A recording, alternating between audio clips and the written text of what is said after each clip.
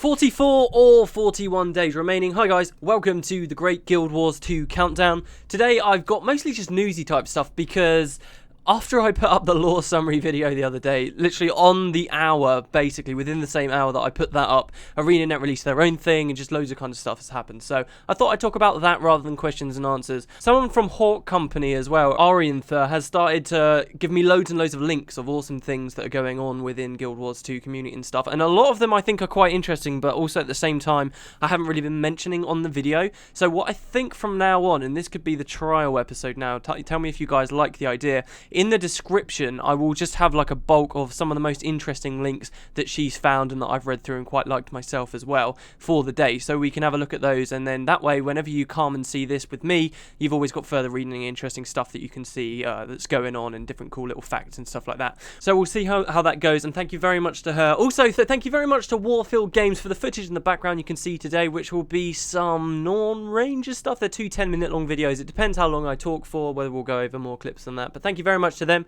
And yeah, the feature for today, I'll still go with the original one I had planned, but I almost picked kind of a newish one that they announced quite recently. But today I think we should really just remember the guild system. This is another thing that Guild Wars 2 has changed up from normal MMOs, in that now you don't have to have just one guild. Guild Wars 1 was kind of one extreme. It was like your entire account, even though you might have had multiple characters, your entire account was with just that single guild. And if you wanted to swap around, you would have to leave your existing guild, and there was no leeway there. The guesting system for guilds, even in Guild Wars 1, wasn't particularly robust or interesting. You couldn't even guest into another guild while you still maintained a relationship with a current guild. It was kind of shitty, really. It wasn't amazing. And I remember one of the first things that really disappointed me about Guild Wars 1 was this guild thing. I remember my brother had joined a certain guild on my account, and I wanted to leave it and go do my own, and I thought, hey, I'm on a different character, it's fine. But that wasn't true in the end, and we had to start quitting around, and in the end we made our own guild that was kind of crap, and it never went very far, but we'll ignore that.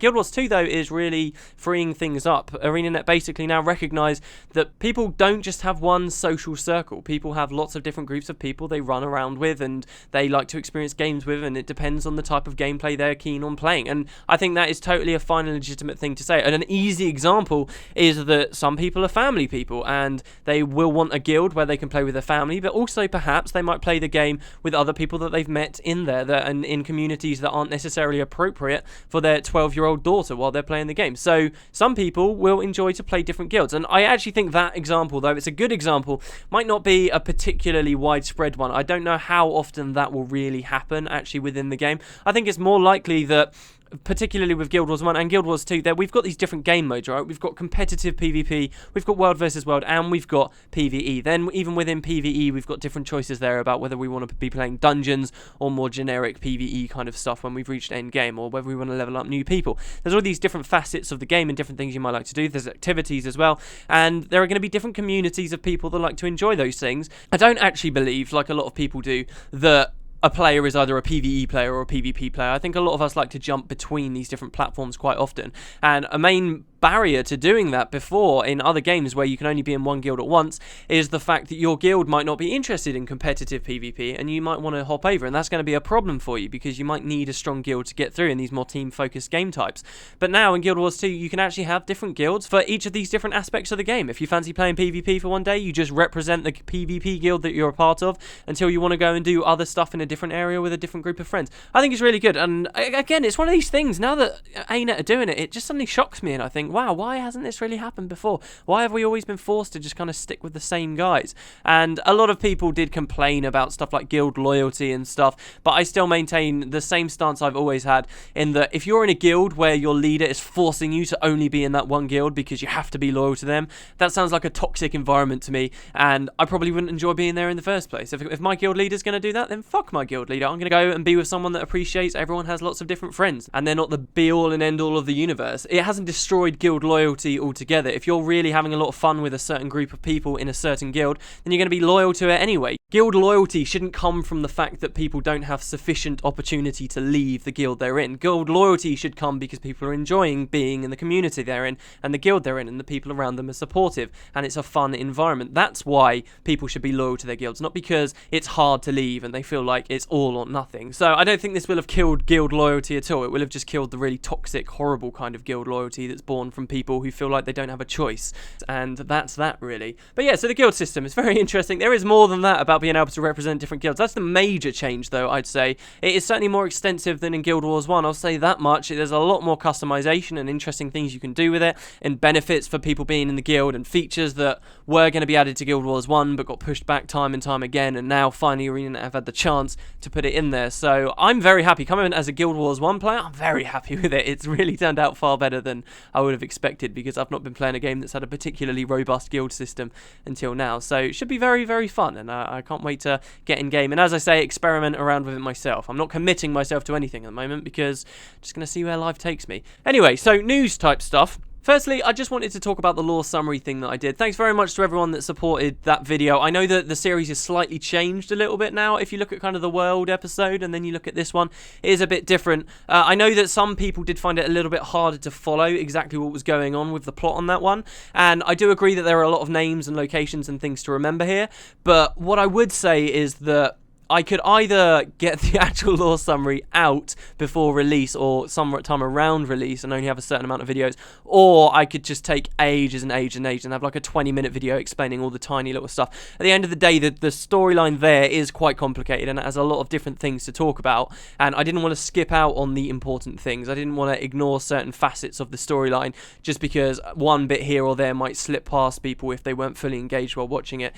It is kind of a little bit more of a difficult part of the story, and it is condensed down a lot, but to me it was a question of, do I start getting rid of quality? Do I start getting rid of the things we're here to learn about in an attempt to make it really accessible to people that just want to sit there and switch off their brains and learn everything? Or do I want to keep it in? And that's kind of what I went with. What I would say is, and 99% of people did really enjoy the video, I just want to say though, to anyone that might not have got it all and thought it was a little bit too much, just feel free to pause the video and then listen to what I've just said again if you really have to. I mean, the one thing I would say is that one in particular, it's not the kind of video you can sit back and totally switch off and just expect to learn the plot. There is a lot of information there and it might take a little while to sink in, but all of it is there. That is the summary, that is everything. I do understand that at one point the video ends and I go back in time. So many people didn't understand that. I was just playing with the narrative a little bit there, which maybe I shouldn't have done because it was supposed to be a summary and it was supposed to be as basic as possible, which is perfectly fair. But yeah, that was in the past. That wasn't an editing mistake. That's not the start of the video that's cut on at the end, as a lot of people seem to think, and it wasn't accidental. There's no way something like that accidental could happen. It takes a long time and a lot of thought to get it all in place in the right areas. There's no way that was an accident. It's just me playing with the narrative. I wanted to open up with Saul, introduce it, then talk about the events, and then actually go back at the end and find out this thing that, as we were playing through the game, was a mystery. How did this all happen? What happened to Saul? It was a mystery until we'd all played through it. So I thought I would try and replicate that in the video by jumping back a couple of years to around the time of the searing there at the end. I have now edited in a 2 years previous transition thing, which hopefully will help a bit. But yeah, that just went over so many people's heads, which I thought was quite funny. That is intentional, though. It certainly is. Anyway, like I say, when I put that out, about an hour, shall we say, about an hour before I put out my summary thing, Arenanet also put out a video of their own. It wasn't that much new information that was in this video, but it was a kind of a behind-the-scenes thing. We got to see and speak to a lot of the developers whose names I'm sure you've all probably heard of in interviews, and now it's nice. This is another one of those videos that I quite like just because I can match faces to names now, which is pretty cool. So you can go through there and see everyone talking about stuff and just generally having a bit of a joke about and seeing what it's like within Arenanet, which is quite nice. As with any of these videos, it's very easy to then look at all the little things that are going on in the background and pick apart everything you can. Now, for example, one of the developers had a wallpaper on his monitor that had actually been created by someone on Reddit a while ago, and little stuff like that is really cool because then there was a Reddit thread that came up and the guy was like, oh, hey, look, this wallpaper that was here, the developers have obviously seen it and they're using it, and that's really cool. I just remember some of the earlier stuff before we'd heard anything about PvP. Some videos came out from the Arenanet fan day and you could see like really early PvP screens on some monitors in the background and everyone was like dissecting it all. It was brilliant. You could do that here as well. There's less reason to now, I suppose, because so much more information about the game is out. Most of us have played the game at this point, so that kind of excitement isn't there so much, but it was a cool video, behind the scenes video. You'll find a link in the description if you want to check it out. Another thing though The day before that was particularly interesting and particularly ram-packed with stuff was Arenanet are now on Twitch. So there's a Guild Wars 2 Twitch channel, and they actually live streamed from it. I'm not sure whose idea it was to start doing that. I think it's really cool though. It depends how much they start using it. But yeah, well, it was awesome. So you could actually go in and tune into this live stream, and it had 2 developers there. It had Colin Johansson and Eric Flanham. These guys are basically content creators. They're responsible for a lot of the events and actual stuff that we'll be doing in game, basically. And they were sitting there talking about Endgame, because it has come up, and I've pointed this out myself. Some people just seem to think that Guild Wars 2 PvE it's not going to be a PvE game. It's all about the PvP. There's not going to be any endgame, blah, blah, blah. And that's just not really true at all. I've mentioned a few times before about how the downscaling mechanic literally means that the whole game becomes endgame. And that sounds so cheesy and stupid, honestly, because it's like, oh, we're going to be pretentious enough to say our whole game is so good that that's going to be endgame the entire time. But really, it is something quite tangible that you can see. The truth is, once you are level 80, all the content is still available to you. A lot of the dungeons that are in the game aren't just waiting for you at level 80 so that you can only play them there. There's like level 30 dungeons, but when you go to that at level 80, you'll just be scaled down to appropriate level. So it is all still end game content. It just so happens all the numbers that are flying around aren't as big as they might be if you were in a level 80 dungeon. That is literally the only difference. So it's quite cool to see the developers talking about this. They came out with some pretty interesting stuff. First of all, they mentioned this thing about the downscale and how that's a big component of the end game. But then they also went on to talk about the dungeons themselves a fair bit. They mentioned how many, I believe they said 24, 26, if you include all of the branches of all the explorable versions of the dungeons, which is pretty good. So they've got a pretty final number there now on that. So you get a pretty decent idea of the amount of dungeons and things that we'll have available to us in the end of the game. But they also talked not just about dungeons, but about the actual normal PvE stuff that will be going on in Ore. So Ore is where the game will end. It's the final place. And we had heard from a very long time ago that the idea was you would start in a certain location, and dynamic events you could slowly push and attack, and these events would continue to chain together, and the overarching idea is that you begin to attack Ore from the lands near Ore, and you push right onto Ore and right deep into it until you find Arar, the city, and then presumably somehow that ties in with a personal story or the dungeon at the end there, and then you go off and fight Zaitan. But the idea is all of these dynamic events and stuff which slowly push forward, and we'd heard this before, like they were like, oh, you will be assaulting Ore a long time ago though, and I was beginning to get a little bit skeptical about how that was going to work. I didn't kind of see in the events that were being displayed in early level areas how that would all chain in and whether that would really work or whether Arenanet had really pulled through with it. But the developers talked about how actually in the early game areas, the events are designed in such a way that there aren't that many meta events, and there aren't many event webs, as the developers have started to call them. There aren't any of these really complicated things that start chaining off of each other and stuff like this, or there aren't that many of them because they don't want to confuse players too much. Events in themselves as a primary means for giving players content rather than traditional quests.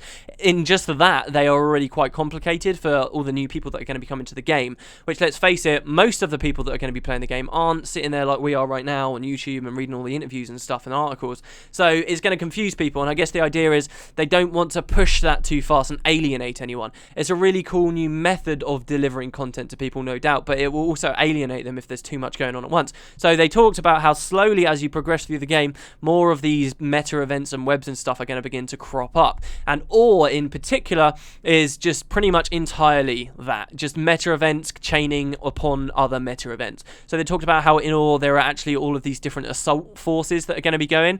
You will start like on the mainland, and then you will push forward onto Ore like over the waters, and there's different assaults that need to progress to actually get onto the mainland, and then those different assaults kind of combine together later on deeper in Ore and then start splitting off in different ways as people need supplies taken to camps, and then you need to defend from Orions as they start to attack you, and just all this massively complicated, really interesting stuff going on. To the point where in Ore there aren't any renown events. So renown hearts were initially just a mechanic that was introduced to show people general areas where events would be taking place, but they've kind of evolved now as time's gone on into the main thing people are looking at as they play through the PvE game. That's actually something that worries me a little bit. A lot of people have already mentioned, and I agree, that if you look at playing Guild Wars 2 as just filling out a checklist, going from heart to heart to heart, and then not actually stopping and enjoying any of the events that are associated with them, then you won't have so much fun. But renown events, for whatever they've become now, are serving the purpose in early areas of showing people to events. But once you're in ore, you already know what your general goal is to get deeper into ore. So they're not actually going to have any renown events. They said that there's not even that many allied NPCs around in ore to give you the hard quests in the first place. So they're just not there. It's entirely driven by going to points of interest, I guess, skill challenges, and progressing these events. You'll just be moving around with these characters as they try and get deeper into ore and attack certain locations and take over temples, and that sounds fantastic to me. As soon as they take away those renown events, I'll be curious to see how that affects people playing the game. Now that that checklist mentality has been taken away, will they just stop and enjoy the events for what they are? And I would hope that they do. So I think just the fact that there are no renown events there now, though, that the developers have said, that does show how many normal events there are going to be in the area. I mean, without the renown hearts, that means that there could in theory be less to do, but there are enough events to make up for that, for it to feel like there's still tons of content to play, which should be really interesting. It's really nice for me to hear that ore has lived up to, or at least as they're still saying, to what they originally wanted it to be, which was this massive assault where you're slowly pushing forward. It's almost, to me, what I think dynamic events were made for. These massive event chains that change the world and actually will allow you to conquer massive chunks of ore and stuff. That sounds really, really cool, and I'm glad it seems to be coming through. The main thing, however, that the developers talked about that a lot of people are excited about on the topic of Endgame is, what are you actually aiming for? Originally, we kind of were told, right, well, you've got the dungeons, and dungeons will give you unique weapons or armor from completing them. You've got to complete them a lot of times, admittedly, but if you do it and you are successful, you will be able to get all this cool gear, and that was pretty much it. But they have now announced a new thing, which I think the game was probably needing, legendary weapons. So these are ultimate, amazing, super powerful, super rare, super exclusive, super difficult to find, incredible looking weapons that you can equip. And once you have done the dungeons, or once you've done this, or once you get to a certain point during the game, that's what you're going to be wanting to go for. Because when you see someone with a legendary weapon, you will know that they have got a legendary weapon and they will stand out. And they sound quite goofy and fun and free and cool with the legendary weapons as well. They're not necessarily just like giant swords that are ridiculously big and unrealistic, but they're quite funny things as well. So you might get something that shoots rainbows out of the top of it and it looks like it's got a unicorn head, or you could get weapons that look like they're molten metal and apply effect to the rest of your armor and all kinds of crazy stuff like that. It sounds really, really interesting and cool. Legendary weapons have got a lot of people very excited. To me, I think the rarer and harder they are to get, the much better, because these things lose their impact as soon as too many people have got them. Admittedly, I do think that they should be as hard to get as possible, and that will keep people playing the game for as long as possible as well, irrespective of new content that the live team are adding. On that topic as well, they did talk a lot about how they want Guild Wars 2 to have basically the best team for streaming updates and stuff out of all MMOs. Very ambitious. They keep coming out with really ambitious stuff. I'm not going to jump on and say, oh, they'll definitely be able to do that straight away. I'm still a bit skeptical about the amount of extra stuff that they'll be able to add to the game after launch, but they're talking big, really, on that topic. It's not like they've just said, oh yeah, we'll have a lot of support for the game afterwards. They've come right out and said, we're going to have amazing support, and they've really tried to explain how they're going to do that, which does fill me with a bit more confidence. So hopefully Guild Wars 2 will have a really good team for post-game support and extra content and stuff. And again, they gave the same example about events and how events are good for adding after the game and how they can change things on new characters and stuff, and you'll find all this new things going along, which will be cool. And that will be good for me as well, because then on Guild Wars 2 Daily I've got a lot to talk about with all the updates that come out, so that should be fine. The other thing that particularly interested me and other players of Guild Wars 1, I'm sure, is that they talked about festival events. So they were obviously a big part of Guild Wars 1. You had the Halloween event, and then you also had Winter's Day and other Campton events too. Somebody asked the developers about it, and indeed they are returning to Guild Wars 2. This was the first time they'd ever fully said this. If you look at the release of Guild Wars 2 when it's coming out, Halloween will be the closest one, the first one to come up. And in Guild Wars, Halloween was always about the return of this character called Mad King Thorn, which I've talked about on a previous daily. This guy apparently is now being voice acted for. He will definitely be coming back, so that sounds brilliant. We will actually hear what he sounds like. Hopefully he'll have a lot more jokes for us. The developers did raise as well the point that a lot of these festivals for Guild Wars 1 were very kind of human-centric, so it will be interesting to see how they do that with other races. I think that will be very cool to see how the Sylvari take to Halloween and stuff like that. For a while, I was maybe expecting them to do different festivals for different races at different times of the year, which could be cool, but I doubt that they'll go with that now, because I feel like that's the kind of thing they would have announced the other day on the live stream if they were going to do it. But yeah, so that's something else that's really cool and kind of got me quite excited when I heard about it. That was their first live stream thing. It didn't even last that long. It was about 20 minutes, half an hour long-ish, and they said loads of cool stuff, so I'm hoping for a lot more things like that. That was all on the topic of Endgame. What do you do once you've completed the story, basically? What's going on with Guild Wars 2? Why do we believe it is not just a PvP game? Hopefully a couple of the skeptics have maybe come around a little bit on the thought now. I'm certainly quite happy about the PvE stuff. Honestly, Guild Wars 1 each individual campaign never launched with that much endgame stuff in it, honestly, until Eye of the North, and that's because the developers were relying on their 6-month cycle. They didn't need to have that much, because in 6 months a whole new campaign would be coming out. We don't know what their planned cycle or schedule is for expansion to Guild Wars 2 yet, so I don't know how much we can expect at the moment, honestly. But they did this whole thing about it, and it was very interesting and very cool. So I would recommend you watch it if you haven't watched it yourself, but that's pretty much everything anyway. I think that's pretty much everything. One last thing as we close. My friend Guild Wars Buddy actually got a beta key. He's been on a few things on my channel before, which he's doing a giveaway for. So if you guys want, there's a link in the description below to check that out if you've not actually got in the beta yet for whatever reason. He's doing like a little bit of a competition thing there. I'll say no more. I'm in the video on there, so if you want to go see that, check it out. That was just us hanging out last night. And if you want a beta key, then you can go see that. But aside from that, I think that's about it, guys. So thank you very much for watching the Great Guild Wars 2 countdown for today. Another day closer. I guess it would probably be better for us to just look forward to the next beta weekend event rather than the launch of the game, because that's so much closer now. But yeah, thanks very much, guys. Today I filmed an hour, after everything was edited, it's an hour and a half long server episode, which is pretty much all of the servers except the North American ones, so it's a hell of a lot of stuff. That will be going up probably tomorrow in addition to the countdown, so look out for that. But yeah, thanks very much, guys, and I'll see you tomorrow. See you next time.